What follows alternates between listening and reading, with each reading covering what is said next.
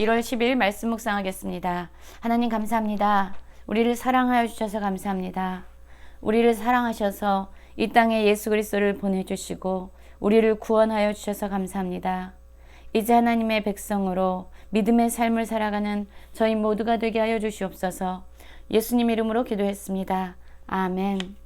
오늘의 말씀은 요한복음 3장 16절부터 36절까지의 말씀입니다. 말씀을 함께 살펴보시기 전에 개인적으로 말씀을 꼭 읽으시고 묵상하는 시간 가지시기 바랍니다. 3장 16절입니다. 하나님이 세상을 이처럼 사랑하사 독생자를 주셨으니 이는 그를 믿는 자마다 멸망하지 않고 영생을 얻게 하려 하심이라. 하나님이 그 아들을 세상에 보내신 것은 세상을 심판하려 하심이 아니라 그로 말미암아 세상이 구원을 받게 하려 하심이라 라는 말씀으로 시작하고 있습니다. 하나님은 세상을 이처럼 사랑하셨다라고 말합니다. 그러면 이처럼 사랑하신 것은 어느 정도로 이 세상을 사랑하신 것일까요? 하나님께서는 그의 독생자 아들 예수 그리스도를 이 세상에 보내셨습니다. 그리고 그 아들이 십자가에서 달려 죽는 그 죽음의 두려움 가운데 서셨습니다. 그러나 하나님께서는 이 세상을 우리를 너무 사랑하셨기 때문에 그 아들이 십자가에서 죽는 그 죽음의 두려움을 이겨내실 정도로 이 세상을 우리를 사랑하셨다라고 말씀하고 있습니다. 그렇습니다. 대부분의 부모들은요, 자신의 자식이 아픈 것보다 차라리 내가 아프면 좋겠다, 그것이 더 낫다라고 이야기합니다. 바다에 빠진 아이를 구하기 위해서 자신의 목숨을 내놓고 그 물에 뛰어드는 것은 부모님밖에 없습니다. 대부분의 부모들은 자기 자신의 생명보다 자기의 자녀의 생명을 더 귀하게 여기시죠. 그런데 지금 하나님께서는 자신보다 더 귀한, 자신의 모든 것보다 더 소중한 아들 예수 그리스도를 이 땅에 보내셔서 십자가에 달려 돌아가시도록 그것을 허용하셨습니다. 어떻게 그럴 수 있을까요? 바로 하나님께서 이 세상을 사랑하셨기 때문입니다. 아들이 십자가에 달려 죽는 그 죽음의 두려움에 하나님은 직면하셔야 했지만 그 모든 두려움과 모든 고통과 모든 아픔을 이겨내실 정도로 이 세상을 사랑하셨던 것입니다. 그래서 하나님은 기꺼이 자신의 아들을 이 땅에 허락하여 주신 것이죠. 그리고 하나님은 길을 여셨습니다. 그 아들을 믿는 자에게 멸망이 아닌 영생을 주겠다라고 말씀하고 계십니다. 하나님께서 예수님을 이 땅에 보내신 것은 이 땅을 심판하거나 이 땅을 멸망시키기 위함이 아니라 바로 영생을 얻게 하기 위함입니다. 예수 그리스도를 통해서 하나님은 얼마나 자신이 이 세상을 사랑했는지를 증명해 보여주셨습니다. 그리고 그 아들을 믿는 자들에게 하나님과의 깨어진 관계를 다시금 회복하고 하나님의 사랑을 믿고 예수 그리스도 안에서 믿음으로 서는 자에게 생명의 근원이 되신 하나님과 다시금 교제하며 살아갈 수 있는 영원한 생명을 허락해 주신 것이죠. 이 말씀 가운데서 보면은요, 하나님은 이 세상을 멸망이 아니라 심판이 아니라 바로 영생을 얻게 하고 구원을 얻게 하기 위해서 아들을 이 땅 가운데 보냈다라고 계속적으로 반복해서 말씀하고 계십니다. 그리고 19절에서 보면 이렇게 말씀하고 계시지요. 정죄는 이것이니 예수 그리스도를 믿지 않는 자들은 이미 심판을 받은 것이고 또한 정죄를 받게 되는데, 그 정죄는 뭐냐면 빛이 세상에 왔을 때 사람들이 자기 행위가 악함으로 빛보다 어둠을 더 사랑한 것이라. 악을 행하는 자마다 빛을 미워하여 빛으로 오지 아니하나니 이는 그 행위가 드러날까 함이요. 진리를 따르는 자는 빛으로 오나니 이는 그 행위가 하나님 안에서 행한 것임을 나타내려 함이라 하시니라 라고 말하고 있습니다. 한번 생각해 보겠습니다. 부모님이 아이들을 집에 두고 이제 잠깐 나가신 거예요. 그러면서 이제 부모님이 자녀들이 해야 될 일들을 뭐 이렇게 적어서 또한 친절하게 말을 하면서 알려주고 나가셨습니다. 그런데 이 아이들이 집에 있으면서 부모님이 하라고 한 것을 안 한 거예요. 오히려 부모님이 싫어하는 일을 잔뜩 한 것입니다. 그것을 알고 있어요. 그러면 이 아이들은 부모님이 오는 것을 기다릴까요? 당연히 기다리지 않죠. 부모님이 오면은 자신들의 잘못이 드러날 것이고 또한 혼날 것이라는 것을 알게 되지요. 그런데 부모님의 말씀에 따라 순종하고 모든 일을 행한 아이들은 부모님을 기다릴 겁니다. 왜냐하면 부모님 말에 순종한 자신이 뿌듯하고 또한 부모님이 오면 칭찬받을 것을 알기 때문이죠. 바로 이것에 대해서 말하고 있습니다. 빛 대신 예수 그리스도가 세상에 왔습니다. 그런데 악을 행하는 자들, 자기 행위가 악하다는 것을 이미 아는 자들은요, 그 예수님을 반기지 않습니다. 영접하지 않습니다.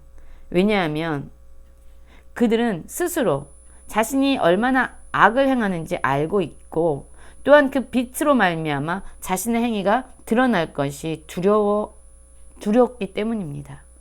그래서 예수 그리스도, 빛 대신 예수 그리스도를 받아들이지 않는 것이죠. 그러나 진리를 따르는 자는 그 행위가 하나님 안에서 하는 것임을 알고 있기 때문에 빛이 오면 그것을 기뻐하고 받아들이게 된다는 것입니다. 여러분, 우리는 하나님이, 아니 예수 그리스도가 이 땅에 언제든 다시 오시면 우리는 그것을 기쁨으로 맞이할 수 있겠습니까? 아니면 두려움과 떨림 가운데서 그 기간을 연기하고 연장시키고 싶어 하십니까? 하나님 앞에서 날마다 진리를 따르며 살아가는, 순종하며 살아가는 우리가 되기 원합니다. 그래서 주님이 언제 다시 오시든 기쁨으로 맞이할 수 있는 우리가 되길 원하고, 세상을 이처럼 사랑하셔서 자기 아들을 내어주신 하나님을 진정으로 사랑할 수 있는 우리 모두가 되기를 원합니다. 그리고 22절부터는요, 이제 다시금 세례 요한에 대해서 말씀을 하고 있습니다. 예수님께서는 이제 제자들과 함께 유대 땅으로 가셔서 거기 함께 머무시면서 거기서 세례를 베풀고 계십니다. 그런데 요한 역시 거기서 세례를 베풀고 있었습니다. 그런데 이제 가만히 보니까요, 요한의 제자들이 보니까 예수님이 세례를 베풀자 사람들이 이제 더 이상 요한에게 오지 아니하고 예수님께 가는 것을 보게 되는 거예요. 그래서 이렇게 말하죠. 요한에게 가서 이르되 랍비여, 선생님과 함께 요단강 저편에 있던 이 곧 선생님이 증언하시더니 예수 그리스도가 세례를 베풀매 사람들이 다 그에게로 가더이다, 이렇게 말하고 있습니다. 여러분, 대부분의 사람들은요, 사람들의 관심과 사람들의 인정이 자기에게 향하기를 원합니다. 우리는 단체 사진을 찍어 놓고도요, 대부분 사람들이 그 사진을 받아보면 자기 얼굴만 보잖아요. 자기가 잘 나왔는지 못 나왔는지. 그렇습니다. 대부분의 사람들은요, 자신에게 사람들이 집중해 주길 원하고 인정받기를 원합니다. 그런데 요한은요, 이렇게 말합니다. 만일 하늘에서 주신 바 아니면 사람이 아무것도 받을 수 없다. 사람들이 예수님에게 나아가서 세례를 받는 것은 바로 하나님께서 허락하신 일이다 라고 이야기하면서 이런 바꿀 수 없는 상황에 대해서 그는 평안한 마음으로 받아들일 뿐만 아니라 이렇게 말합니다. 내가 말한 바 나는 그리스도가 아니요 그의 앞에 보내심을 받은 자라고 한 것을 증언하는 자는 너희니라. 너희는 사람들이 예수님께 나아가서 더 많은 사람들이 예수님께 세례를 받기 위해서 나아가는 것에 대해서 그것을 불평할 것이 아니다. 왜냐하면 나는 그리스도가 아니라고 이미 얘기했고, 지금 내가 증언하시는 분, 바로 예수님을 더 증언해야 될 것은 바로 너희이기 때문이다 라고 말을 하고 있습니다.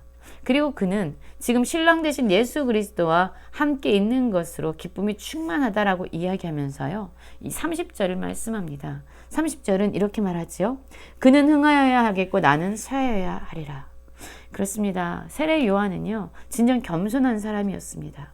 그는 자신이 누구인지 알고 있었어요. 그리고 예수님이 누구인지 또한 알고 있었습니다.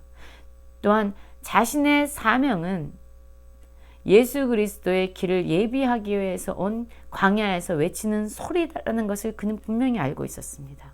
그래서 자신이 증언하는 예수님은 더더욱 흥해야 되겠고 나는 쇠해야 한다 라고 겸손하게 자신을 낮추고 있습니다. 이러한 겸손은요, 내가 겸손해야지 라고 해서 오는 것이 아니라 바로 내가 누구인지를 알 때, 예수님이 누구인지를 알 때, 또한 내가 무엇을 해야 되는지 알 때 비로소 우리는 갖게 되는 성령의 열매입니다.